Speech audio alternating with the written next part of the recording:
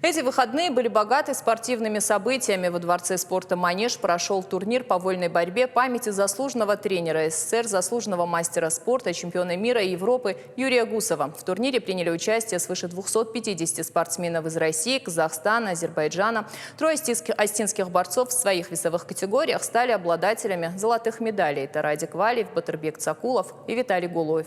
В копилке сборной республики также 2 серебряные и 9 бронзовых наград. Тему продолжит Галина Григорян.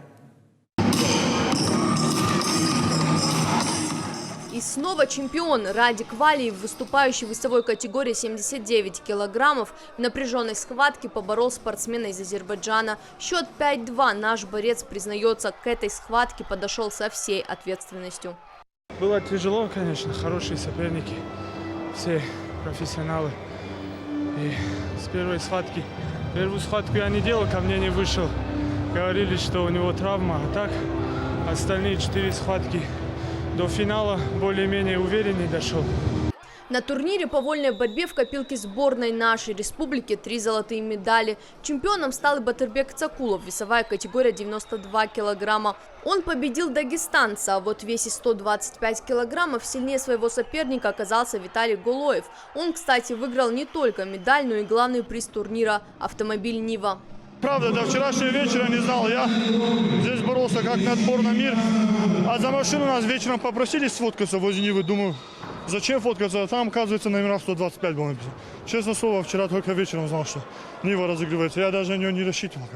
Всего разыгрывали 3 автомобиля. Одна из них, Лада Гранта, досталась представителю Чеченской Республики, одержавшему победу в весе 74 килограмма. К слову, в этом же весе боролся и сам Юрий Гусов. Турнир в его честь проходит уже в 9-й раз. Организуют его сыновья чемпиона. Это 9-й турнир, который мы проводим с братьями, при поддержке Минспорта, Федерации спортивной борьбы Республики Северная Осетия, Алания.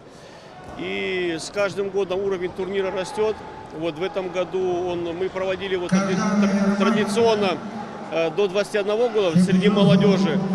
В этом году он до 23 лет. За победу боролись 200 чемпионов из России, Армении, также Азербайджана, Казахстана, Словакии и Турции.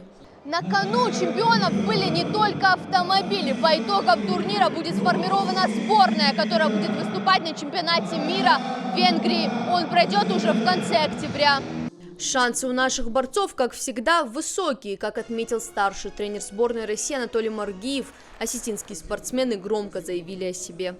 65, 74 и тяжелый вес, кто здесь выиграет, они, скорее всего, поедут на мир. Остальные веса будем еще смотреть, будем сравнивать с чемпионатом России. Поддержать наших спортсменов пришли и олимпийские чемпионы. Хаджимурат Гацалов, Хасан Баруев, Суслан Рамонов. Много было и юных болельщиков. Говорят, это настоящий праздник для любителей этого вида спорта. Хочу посмотреть, как старшие борются и узнать что-то новое. Я уже занимаюсь 5 лет борьбой и хочу стать олимпийским чемпионом. Соревнования едва завершились, а в скором времени наша республика готовится принять еще один престижный международный турнир по вольной борьбе «Аланы». Старт поединков в ноябре. Галина Григорян, Батырбек Макиев. Новости Осетии.